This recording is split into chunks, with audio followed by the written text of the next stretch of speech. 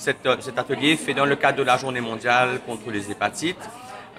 Et c'est un moment extrêmement important pour nous parce que nous souhaitons collaborer avec le ministère de la Santé pour qu'on ait un vrai plan de prévention, de dépistage et de traitement de l'hépatite C, parce qu'aujourd'hui, encore une fois, on a fait des progrès fulgurants en matière de traitement contre ce virus et les conséquences que ce virus peut causer chez l'homme. C'est un silent killer. Ce sont des millions de gens contaminés sur la planète.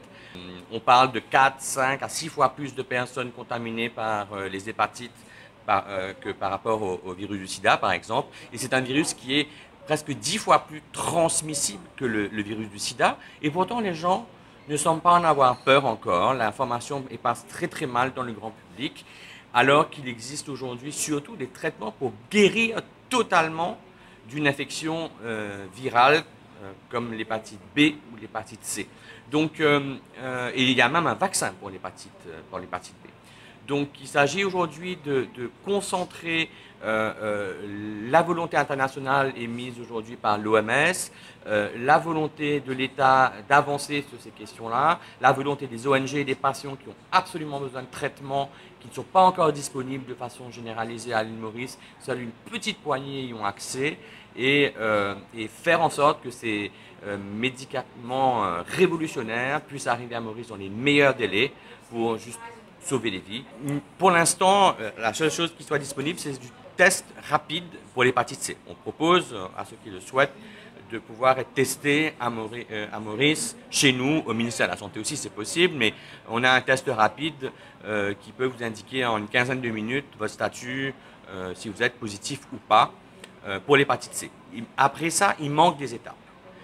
PILS, ni le ministère de la Santé n'est en mesure aujourd'hui d'offrir un test de confirmation pour savoir si le virus est resté dans le corps de la personne. Et il n'y a encore pas possibilité d'avoir les traitements gratuitement. Les personnes qui en ont les moyens peuvent acheter les traitements, mais qui ne sont pas encore disponibles à Maurice, mais on peut les faire venir à travers des importateurs puisque les molécules ont été enregistrées à Maurice. Donc il s'agit maintenant de mettre toutes les forces ensemble et pour qu'il y ait un vrai plan national de prise en charge des hépatites. Chaque année, le 28 juillet maintenant, la communauté globale et nos partenaires, y compris l'OMS et les World Hepatitis Alliance, commémorent la journée mondiale contre l'hépatite. Le thème choisi cette année-ci, en 2017, c'est élimination de l'hépatite. Le rapport global dit accablant, dit montrer qu'il y a l'hépatite virale, que ce soit A, B, C, D ou E, dit maintenant un problème global de santé publique, et en particulier l'hépatite B et l'hépatite C, qui est responsable d'environ 80% des décès. L'OMS aussi, ces dernières années, il accentue un peu son action sur le terrain aussi au niveau global. En 2010, c'est une première résolution qui est adoptée au niveau de l'Assemblée mondiale. Et ça a une continué en 2011. Ce qui est bon à retenir dans sa stratégie globale-là, il y a 3 axes principaux. En particulier, si maintenant pour résumer ça l'axe-là, c'est le premier axe, c'est nous besoin focus nous en action. Nous besoin en deuxième temps, nous besoin assurer qu'il y a une intervention distribuée équitablement. Nous besoin aussi promouvoir une bonne pratique et nous besoin promouvoir aussi l'innovation et aussi nous besoin faire une intervention qui est bien ciblée aussi. Je trouve que c'est une formidable ouverture sur la région océan Indien. Le travail doit se faire en collaboration, puisque les frontières ne sont pas étanches ni aux hommes ni aux virus. La prise en charge d'un patient doit être globale.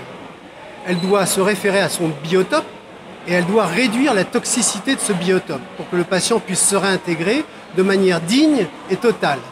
L'idée est essentiellement de repérer, de permettre de faire connaître à l'ensemble des patients à risque et qui ont des conduites à risque leur statut par rapport à une maladie infectieuse, par rapport à un état psychologique, psychiatrique, par rapport à un état hépatique, cirrhotique ou pas, de façon à globalement l'emmener vers un ailleurs de meilleure qualité. Comment vous dire, le repérage de ces hépatites, particulièrement l'hépatite C, est aujourd'hui facilité par des tests diagnostiques très rapides qui doivent être immédiatement proposés dès lors qu'on a un doute.